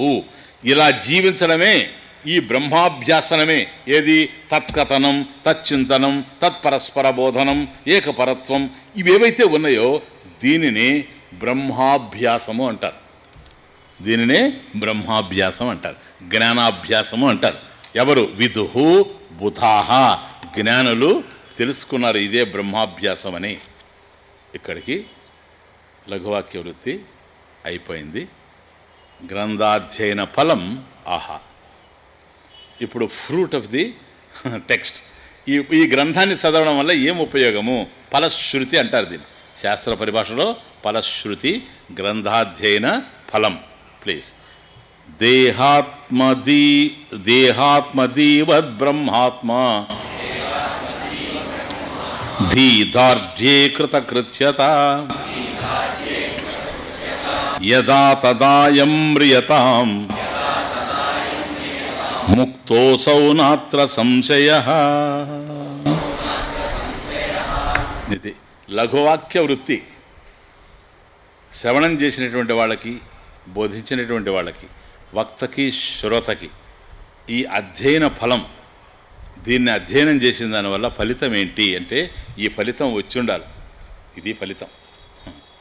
ఒకవేళ సరిగా మనం వినకపోతే మళ్ళీ చదవాలా, మళ్ళీ క్యాసెట్స్ ఏవో వినాలా. చక్కగా దాన్ని అధ్యయనం చేసిన దానికి ఫలం చూడాలి. ఏమిటి ఫలం అంటే దేహాత్మ ధీవత్. దేహాత్మ ధీ, ఈ దేహమే ఆత్మ అనే బుద్ధి. తమాషా, దేహాత్మ ధీ తప్పు కదా. ఇది మనం జీవుడి యొక్క అవస్థ. ఇది దేహాత్మ ధీ, ఈ దేహమే ఆత్మ అనే బుద్ధి. బ్రహ్మాత్మ ధీ దార్ఢ్యే, కాబట్టి నేనే బ్రహ్మము అనేటువంటి బుద్ధి ఎంత దృఢంగా ఉంటుందో అది కృతకృత్యత. పో, ఇది మోక్షం. కృతకృత్యత. కృతకృత్యుడు అంటే చేయవలసిందంతా చేసేసిన వాడు అని అర్థం, పొందవలసిందంతా పొందేసిన వాడు, ఆప్తకాముడు అని అర్థం. అటువంటి వాడు జ్ఞాని, బ్రహ్మజ్ఞాని. ఇది కృతకృత్యత, ఉపనిషత్తుల పదం ఇది. కాబట్టి దేహాత్మ ధీవత్ బాగా అర్థం చేసుకుంది. యథా, అది కనెక్షన్. ఏ విధంగా అయితే దేహాత్మ బుద్ధి, ఈ శరీరమే ఆత్మ అని ఎంత గట్టిగా నమ్ముతున్నాం మనం, లేదా? ఇంత వేదాంతం విన్నా సడన్గా అయ్యా రేపు నువ్వు మరణిస్తావని ఎవడన్నా చెప్పాడు అనుకోండి, ఏ డాక్టర్ అయినా పరిస్థితి లోపల అట్లా ఉంది, చూసుకోలేదు, 4th స్టేజ్ అని ఏమంటాడు? బోరని ఏడుస్తాడా? లఘువాక్య వృత్తి విన్నానులే, పర్వాలేదు, పోయే దేహమే కానీ నేను ఎక్కడికి పోను అని అంటాడా? ఎందుకు అనలేడు తెలుసా? అంత దృఢంగా నాటుకుపోయింది సార్. అసత్యము అంత దృఢంగా నాటుకుపోయింది, మిథ్య అంత దృఢంగా నాటుకుపోయింది. సత్యానుభవం లేదు కానీ మిథ్యానుభవం ఉంది, దృఢంగా ఉంది. అది దేహాత్మ ధీవత్. కాబట్టి నేనే, ఈ దేహమే ఆత్మ అనేటువంటిది. యదా దేహాత్మ బుద్ధి అంటే దేహమేవా ఆత్మ ఇది బుద్ధి దృఢతర అస్తి. దృఢతర అస్తి. ఎంత దృఢంగా అయితే మనకు ఉందో, నేనే దేహము అని ఇప్పుడు ఎట్లాగైతే నమ్ముతూ ఉన్నామో, తదా, అది తదా అట్లాగే బ్రహ్మాత్మ ఉంది ఫస్ట్ లైన్. కాబట్టి బ్రహ్మాత్మ బుద్ధి తదా, అలాగే బ్రహ్మాత్మ బుద్ధి, ఈ దేహాత్మ బుద్ధి, నేనే దేహం అనేటువంటి బుద్ధి ఎంత దృఢంగా అయితే ఉందో, తదా అలాగే బ్రహ్మాత్మ బుద్ధి అంటే ఆత్మ ఏవ బ్రహ్మ ఇది బుద్ధి.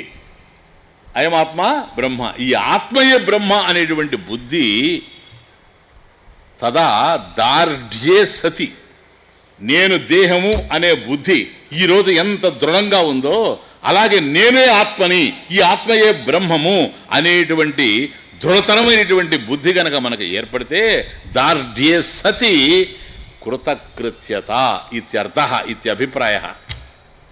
అదే కృతకృత్యత అంటే, అదే మోక్షం అంటే, అర్థమవుతుంది. అదే కైవల్యం అంటే, అదే మనిషి తరించిపోవడం అంటే. కాబట్టి ఈరోజు ఎట్లాగైతే నేను దేహము దేహము దేహం అనుకుంటున్నాడో, కాదు, నేను ఆత్మయే, ఈ ఆత్మయే బ్రహ్మము. ఇది ఎంత దృఢంగా ఉందో అదంత దృఢంగా నాటుకుపోవాలి సార్. కాబట్టి యదా, చూడండి, యదా తదాయం మ్రియతాం ముక్తోసౌ నాత్ర సంశయ. అద్భుతం. లాస్ట్ లైన్, ముక్తోసౌ, అసౌ, అసౌ, ఈ అంటే వీడు ఎవడైతే ఆ విధంగా తెలుసుకుంటూ ఉన్నాడో, ఇంతవరకు నేనే దేహము అనేటువంటి బుద్ధి దృఢంగా ఉండిందో, అంతకన్నా దృఢంగా నేనే ఆత్మని, నేనే బ్రహ్మం అనేటువంటి జ్ఞానం లఘువాక్య వృత్తి ద్వారా ఎవరికైతే కలిగిందో, ఇది దృఢంగా ఏర్పడిపోయిందో, సుస్థిరంగా నిలిచిపోయిందో, సహా అసౌ, వాడే ముక్త, వాడే ముక్త, ముక్త పురుషుడు, వాడే తరించిపోయినవాడు, వాడే ఈ ప్రపంచంలో. నాత్ర సంశయ, అత్ర ఈ విషయంలో సంశయ, సందేహము నా లేనే లేదు. శంకరాచార్య స్వామి లేదన్న తర్వాత ఇంకా ఉందని చెప్పే ధైర్యం వాడికి లేదు. అర్థమవుతుంది? ఆయన మాట వేదం, అంతే, వేదమే ఆయన మాట. కానీ ఆయన ఏం మాట్లాడినది వేదమే. అర్థమవుతుంది? కనుక అత్ర న సంశయ, ఈ విషయంలో మీకు సందేహం అవసరం లేదు. ఇది యదా తదాయం మ్రియతాం, థర్డ్ లైన్, యదా తదాయం, ప్లీజ్, మ్రియతాం ఏవం, ఈ విధంగా జ్ఞానాన్ని పొందినటువంటి కృతకృత్యుడు యదా తదాయం, ఎక్కడైనా ఎప్పుడైనా, అది విషయం, ఎక్కడైనా ఎప్పుడైనా మ్రియతాం, వాడు ఎప్పుడు చచ్చిపోయినా మ్రియతాం, ఎక్కడ చచ్చిపోయినా. బాగా అర్థం చేసుకోండి. అంటే కృతకృత్యుడు చనిపోతాడా? నో, చనిపోయేది దేహం. అది ఆడ దేహం పరిత్యజ్య, దేహం పరిత్యజ్య అఖండ బ్రహ్మ స్వరూపేణ తిష్టతు. దేహం పరిత్యజ్య, ఈ దేహాన్ని విడిచిపెట్టేసి, దేహాన్ని త్యజించి అఖండ బ్రహ్మస్వరూపేణ, అంతటా నిండి నిబిడీకృతమైనటువంటి బ్రహ్మము నేనే అనే భావనలో తిష్టతు ఉండిపోతాడు. దేహం పోతుంది, కుండ పగిలిపోతుంది, ఆకాశం, కుండలో ఉండే ఆకాశమే విశాల ఆకాశంగా తెలిసిపోతుంది. కాబట్టి ప్రత్యేగాత్మ పిండస్థ అపి పిండస్థోపి ప్రత్యేగాత్మ సర్వవ్యాపీ భవతి. ఇంతవరకు ఎవడైతే ఈ దేహానికే పరిమితం అనుకొని నేను దేహం అనుకుంటూ ఉన్నాడో ఆ ప్రత్యేగాత్మ జ్ఞానం కలిగిన తర్వాత దేహం పరిత్యజ్య ఈ దేహాన్ని వదిలిపెట్టి సర్వవ్యాపీ భవతి, అంతటా తానే అయిపోయాడు. అంటే కొత్తగా అయ్యాడా? లేదు, అయ్యే ఉన్నాడు, తెలియదు, ఇప్పుడు జ్ఞానం కలిగిపోయింది. ఇది కేవలం లఘువాక్య వృత్తి వల్ల మనకు కలిగినటువంటి జ్ఞానం. ఇది ఆత్మలాభం, ఇది ఫలశ్రుతి. గ్రంథాధ్యయన ఫలం ఆహా ఆత్మలాభాత్ నా పరం విద్యతే. ప్రామాణికం. కాబట్టి ఉపనిషత్తు ఏం చెప్తుందో తెలుసా నాయన, ఈ ప్రపంచంలో ఏ లాభాలన్నా పొందొచ్చు మనిషి, ఆత్మలాభాత్. కాబట్టి తనను తాను తెలుసుకోవడం కంటే మించినటువంటి లాభం ఈ ప్రపంచంలో ఏదీ లేదు. ఏది నువ్వు తెలుసుకున్నా, ఏది నువ్వు పొందినా, పొందేది ఏదైనా నువ్వు పోగొట్టుకోవాల్సిందే. కనుక నీకు నిత్యతృప్తిని, నిత్యానందాన్ని ప్రసాదించేటువంటిది ఆత్మస్వరూపము, అది నీవే. కాబట్టి ఆత్మలాభాత్ నా పరం విద్యతే. కాబట్టి మరొకటి లేనే లేదు, ఇంతకన్నా మించినటువంటి లాభం లేనే లేదు. అటువంటి లాభాన్ని మహావాక్య వృత్తి గ్రంథం ద్వారా నువ్వు పొందుతూ ఉన్నావు. ఇక మీదటి జీవితంలో శోకం ఉండేందుకు అవకాశం లేదు, మోహం ఉండేందుకు అవకాశం లేదు. తరతి శోకం ఆత్మవిత్. ప్రామాణికంగా చెప్తున్నాను, ఇది బోధనా విధి. అంటే కంక్లూడ్ చేసేటప్పుడు ఇవన్నీ సత్యమా కాదా, ఎందుకంటే ఇది ప్రకరణ గ్రంథం, ఆచార్యుల వారు రాసింది. ఇది గిట్టనటువంటి వాడికి అది సత్యం కాదేమో అనిపించవచ్చు. దానికి ప్రామాణికంగా శాస్త్రాన్ని చెప్పడం. తరతి శోకం ఆత్మవిత్. ఎవడైతే ఆత్మను తెలుసుకుంటాడో వాడు శోకాన్ని దాటేస్తాడు. చాందోగ్యోపనిషత్. బ్రహ్మవిద్ ఆప్నోతి పరం. బ్రహ్మవిత్, బ్రహ్మమును తెలుసుకునేవాడు పరం, పరమాత్మను ఆప్నోతి, ప్రాప్నోతి, పొందుతూ ఉన్నాడు.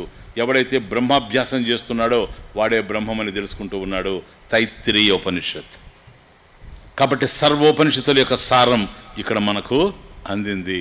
అంటే ఏమీ లేదు నాయన, నీవు ఆ బ్రహ్మమే అయ్యున్నావు, కాబట్టి ఆ జ్ఞానం ఒక్కటే నీకు లేదు.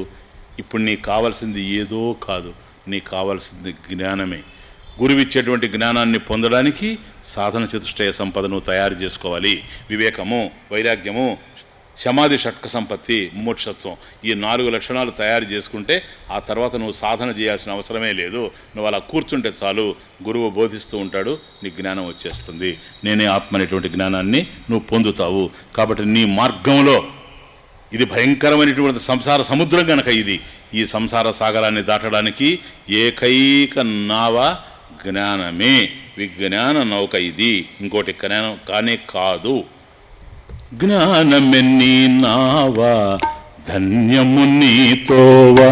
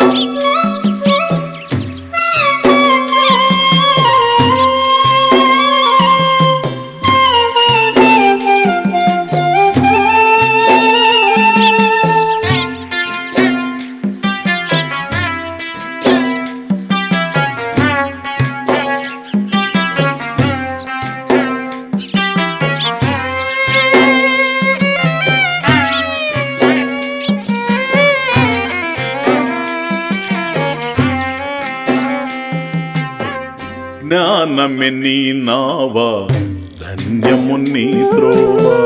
జ్ఞానమెన్ని నావా ధన్యము నీ త్రోవ.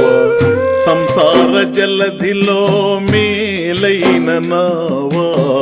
జ్ఞానమెన్ని నావా ధన్యము నీ త్రోవ. జ్ఞానమెన్ని నావా ధన్యము నీ త్రోవ.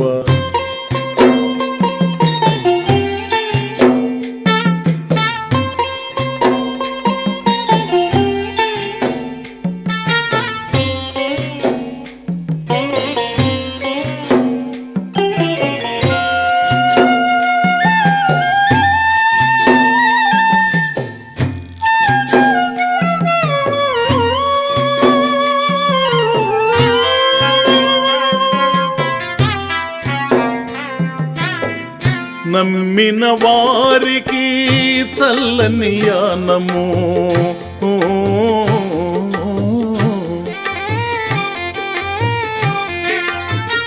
నమ్మిన వారికి చల్లని యానము, నడిచే వారికి విలువైన నెలవైన తీరము. జ్ఞానమే నీ నావా, ధన్యము నీ త్రోవ, జ్ఞానమే నీ నావా, ధన్యము నీ త్రోవ.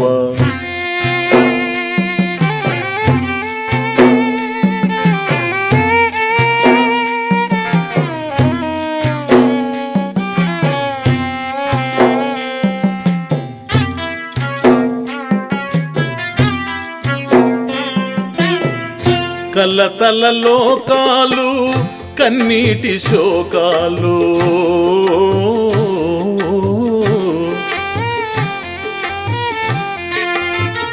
కలతల లోకాలు కన్నీటి శోకాలు, బాధల పవనాలు కనలేని రమణీయ తీరాలు. జ్ఞానమే నీ నావా, ధన్యము నీ త్రోవ, జ్ఞానమే నీ నావా, ధన్యము నీ త్రోవ.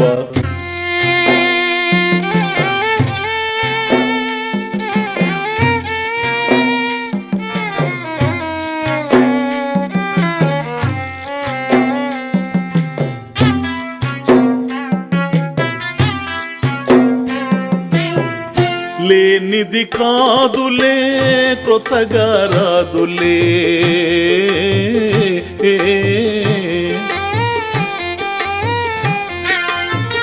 లేనిది కాదులే కొత్తగా రాదులే, ఉన్నదే తెలియాలి జ్ఞానమే దీపమై వెలగాలి. జ్ఞానమే నీ నావా, ధన్యము నీ త్రోవ, జ్ఞానమే నీ నావా, ధన్యము నీ త్రోవ, ధన్యము నీ త్రోవ, ధన్యము నీ త్రోవ, ధన్యము నీ త్రోవ, ధన్యము నీ త్రోవ, ధన్యము నీ త్రోవ.